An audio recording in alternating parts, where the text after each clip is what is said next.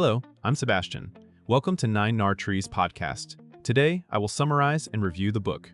Mr. China by Tim Clissold is a business memoir that doubles as an energetic coming-of-age narrative set against the backdrop of China's rapid transformation in the 1990s. Clissold arrives with ambition, confidence, and the kind of investment logic that worked in the West, then finds himself navigating a landscape shaped by different assumptions about authority, contracts, relationships, and time. The book follows his work with a foreign investment firm pursuing stakes in Chinese state-owned and quasi-private enterprises, and it portrays the daily realities behind big economic headlines. Rather than treating China as a simple opportunity or a simple warning, the memoir emphasizes complexity, regional differences, shifting policies, and the gap between formal agreements and practical execution. Through deal-making, missteps, and hard-won insight, Clissold shows how personal growth can be inseparable from cultural learning. The result is an accessible narrative for readers interested in international business, modern China, and leadership under uncertainty. I will give you key takeaways from this book. Firstly, entering China with Western deal assumptions. A central thread in the memoir is the collision between Western investment expectations and the lived reality of operating in China during a period of intense transition. Clissold describes approaching opportunities with familiar frameworks, due diligence, enforceable contracts, clearly defined ownership, and a belief that incentives and governance structures can be installed through paperwork. The early narrative highlights how quickly those assumptions are tested. Company records may be incomplete or shaped by local reporting norms, decision-making authority may sit outside the formal org chart, and what appears to be a straightforward acquisition can be bound up with political priorities, employment obligations, and local government relationships. The book uses these early experiences to illustrate a key point for anyone doing cross-border work. Competence in one system does not automatically transfer to another. Learning comes not from a single revelation, but from repeated exposure to ambiguity, negotiation, and limits on control. By showing the protagonists' initial confidence and subsequent recalibration, the memoir frames China not as an inscrutable monolith, but as an environment where success requires rewriting default playbooks and developing patience, humility, and situational awareness. Secondly, contracts, control, and the gap between paper and practice. Another major topic is the tension between formal agreements and operational reality. The memoir portrays how a signed contract may not function as the final word in the way many foreign investors expect. Control rights, board positions, and ownership stakes can be interpreted differently once operations begin, especially when local stakeholders have their own imperatives, and when legal enforcement is uncertain or slow. Clissold emphasizes the practical challenges of implementing reforms inside portfolio companies, from financial discipline to management changes. Even when intentions are aligned, the machinery of implementation can be shaped by cultural expectations, bureaucratic layers, and face-saving behavior. The reader sees how control can be diluted by informal networks, parallel reporting lines, and the everyday power of those who actually run the factory, manage the accounts, or liaise with local officials. The lesson is not that contracts are meaningless, but that contracts alone are insufficient. The book encourages a broader definition of risk management that includes relationship building, on-the-ground verification, and an understanding of how authority operates in context. For modern readers, it offers a durable reminder that governance is a lived system, not merely a legal structure. Thirdly, relationships, trust, and the real currency of negotiation, Mr. On. China underscores the importance of relationships as a decisive factor in getting things done. Clissold depicts negotiation not as a single event, but as an ongoing process sustained by trust, reputation, and mutual obligation. In the memoir's world, meetings, dinners, introductions, and personal rapport can determine access to information and the willingness of partners to solve problems when friction arises. The book presents the idea that relationship building is not a soft add-on to the deal, but an essential layer of the deal itself. Readers see how misunderstandings often come from differing expectations about communication, hierarchy, and what constitutes commitment.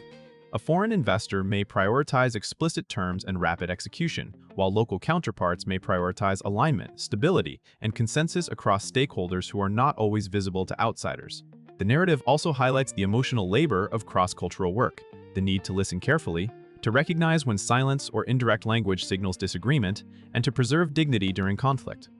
This topic is valuable beyond China because it illustrates a universal principle. In complex environments, trust lowers transaction costs, speeds problem-solving, and can substitute for incomplete systems. The memoir makes that principle vivid through practical episodes rather than abstract theory. Fourthly, operating inside fast-changing institutions and policies, the memoir is also a snapshot of a China that is modernizing rapidly while still carrying the institutional features of an earlier era. Clissold conveys how macro change affects micro decisions, policy shifts, regulatory uncertainty, and evolving attitudes toward private enterprise and foreign capital. Businesses may be influenced by local government needs such as employment stability and revenue targets, and what is permitted or encouraged can differ across regions. This creates an environment where rules can feel fluid and where strategic plans must remain adaptable. The book illustrates the practical implications for investors and managers. Timelines stretch, approvals require patience, and the meaning of compliance can be negotiated across multiple agencies and interests. In that setting, resilience matters as much as analytical skill. The memoir shows how teams must make decisions with incomplete information, adjust to surprises, and balance optimism about growth with caution about institutional constraints. For readers interested in economic development, the book provides a grounded perspective on how transformation happens unevenly and through compromises. It also highlights a leadership lesson. When institutions are in flux, success often depends on flexible operating models, local expertise, and a willingness to revise assumptions without losing strategic focus. Lastly, personal transformation, humility, and learning to admire a nation. Beyond business mechanics, Mr. China is structured as a personal evolution. Clissold begins as an ambitious outsider eager to win deals and prove a point, then gradually develops a more nuanced respect for the country he is trying to understand. The narrative arc suggests that competence in international work is inseparable from character development. Through setbacks, cultural misreads, and the emotional highs and lows of building something in an unfamiliar place, he learns to replace certainty with curiosity. This shift includes recognizing the resourcefulness and pragmatism of local partners, appreciating the complexity of Chinese history and social dynamics, and acknowledging that apparent contradictions can coexist within a rapidly changing society. The memoir's coming-of-age theme resonates with readers who have lived abroad or worked across cultures. The moment you realize you are not the default, and that adapting is not a concession but a path to clearer thinking. The book also offers a caution against simplistic narratives about China as either miracle or menace. Instead, it encourages readers to hold multiple truths at once: opportunity and risk, warmth and hardness, continuity and upheaval. The most lasting takeaway is that respect is earned through sustained attention, not through stereotypes or quick judgments. In conclusion, this book suits readers who enjoy narrative nonfiction with real-world stakes, including entrepreneurs, investors, consultants, diplomats, and anyone curious about how China opened to global capital. It is also well-suited to readers preparing to work internationally because it shows the lived consequences of cultural assumptions rather than offering a checklist of do's and don'ts. The main life benefit is perspective. You see how humility, patience, and relationship building can outperform pure analysis when the environment is uncertain and institutions are evolving. The memoir can also sharpen practical thinking about risk, governance, and incentives by illustrating how easily control can slip when you rely on paperwork instead of operational reality. Compared with many China business books that read like strategy manuals or market forecasts, Mr. CP, China stands out because it teaches through story. The reader experiences confusion, hope, and hard lessons alongside the author, which makes the insights memorable and emotionally credible.